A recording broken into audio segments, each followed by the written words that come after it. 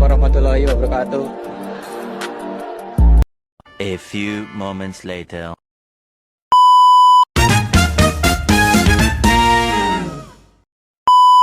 Assalamualaikum warahmatullahi wabarakatuh. Perkenalkan, kami dari kelompok 2 dengan materi Kesultanan Samudra Pasai, mata pelajaran sejarah kelas 1. Sebelum itu, perkenalkan, nama saya Deva Mula Stefani. Sini ada Puspa Salisha dan sini ada Reswandavi Ibrahim. Terima kasih, selamat menonton. A few moments later. Letak Kerajaan Samudra Pasai. Kerajaan Islam ini terletak di pesisir pantai utara Sumatera, kurang lebih di sekitar kota Lok Semawe dan Kabupaten Aceh Utara, Provinsi Aceh, Indonesia. Kerajaan ini didirikan oleh Merah Silu yang bergelar Sultan Malik As-Saleh sekitar tahun 1267. Proses berdirinya Kerajaan Samudra Pasai. Dalam hikayat Raja-Raja Pasai dan Tambo Minangkabau, Kerajaan Samudra Pasai berdiri pada abad ke-13, sekitar tahun 1297 Masehi di Sumatera. Didirikan oleh Sultan Malik Al-Saleh setelah menaklukkan Aceh dengan bantuan dari Nazimuddin Al-Kamil dan pendakwah seperti Syekh Ismail dan Fakir Muhammad. Pasai menjadi pusat perdagangan utama di kawasan tersebut. Pemerintahan Sultan Malik As-Saleh diteruskan oleh putranya Sultan Muhammad atau Malik Al-Tahir yang juga memperluas kekuasaan dan pengaruh Pasai. Keberhasilan Pasai sebagai pusat perdagangan dan Islam diperkuat oleh kebijakan pemerintahannya, memajukan kota Pasai sebagai pusat perdagangan internasional dan pembelajaran Islam. Sumber bukti kerajaan. Para sejarawan menggunakan sumber-sumber seperti hikayat Raja-Raja Pasai dan warisan budaya setempat untuk menelusuri sejarah Kerajaan Samudra Pasai di Sumatera. Makam raja yang berasal dari tahun 710 Masehi serta penemuan koin emas dan perak dengan nama keturunan rajanya menegaskan keberadaan kerajaan ini.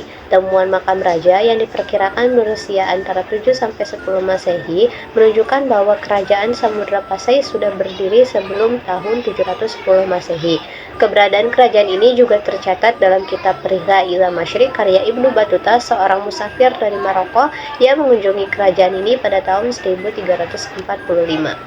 Raja pendiri terbesar dan terakhirnya yang pertama Merah Silu atau Malik As-Saleh, Al-Maliku Zahir I, dan Sultan Abinal Abidin.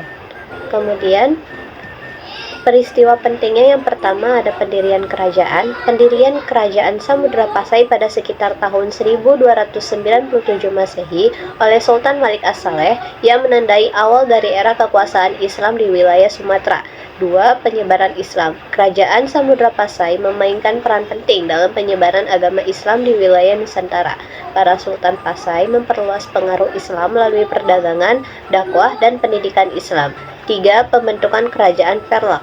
Pada masa pemerintahan Sultan Malik Az-Zahir I, putra Sultan Malik Al-Saleh, Kerajaan Perlak di sebelah utara Pasai dibentuk melalui pernikahannya dengan putri Raja Perlak.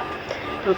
Pembentukan koin emas. Di bawah pemerintahan Sultan Muhammad Malik Az-Zahir, koin emas pertama kali diperkenalkan sebagai mata uang resmi di Pasai, menandai kemajuan ekonomi di kerajaan. 5. Hubungan dengan Tiongkok. Kerajaan Samudra Pasai memiliki hubungan perdagangan yang kuat dengan Tiongkok, yang tercatat dalam catatan-catatan sejarah Tiongkok pada masa itu. Cakradonya adalah sebuah lonceng pemberian Laksamana Cheng Ho ke Aceh pada abad ke-15. 6. Hubungan dengan Marco Polo. Kunjungan Marco Polo ke Samudra Pasai pada tahun 1292 Masehi yang mencatat kemakmuran dengan pengaruh Islam di kerajaan tersebut. 7. Kunjungan Ibnu Battuta. Sultan Malik Az-Zahir I menjadi tuan rumah bagi Ibnu Battuta, seorang pelancong dan cendekiawan muslim termuka yang mencatat kunjungan ke Pasai dalam catatan perjalanannya. Oke, selanjutnya ada keruntuhan kerajaan. Yang pertama ada dari internal, yang kedua eksternal. Kita mulai dari internal dulu. Yang internal, pertama, pergeseran kekuasaan.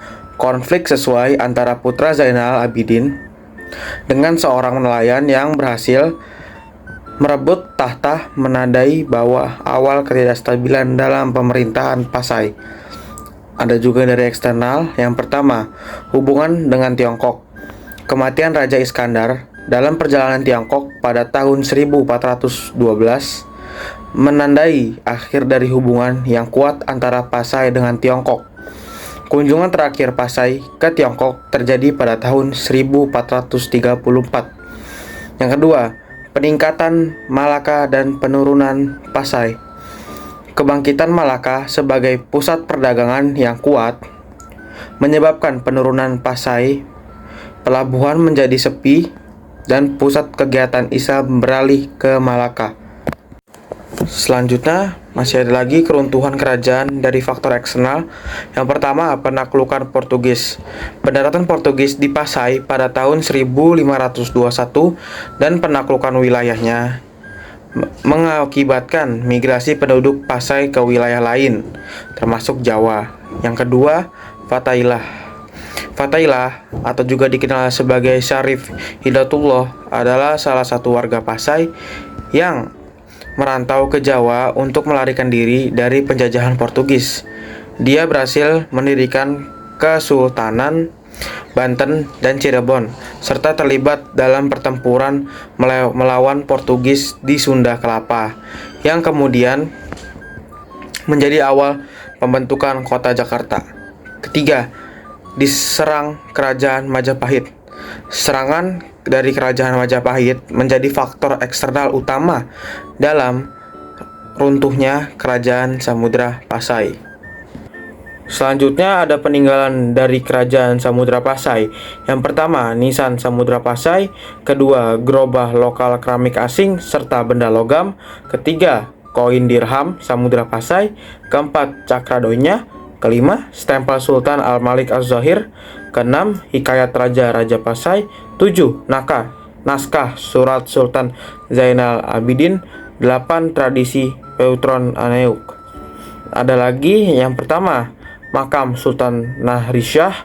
Kedua, makam Sultan Zainal Abidin. Ketiga, makam Abu Syekh Zainal Abidin bin Abu Zaid. Keempat, makam Paduka Situl Alam binti Sultan Ahmad. Kelima, makam Tengku Sidi Abdullah Tajul Nillah yang merupakan cicit Khalifah Al-Muntathir yang berasal dari dinasti Abbasiyah.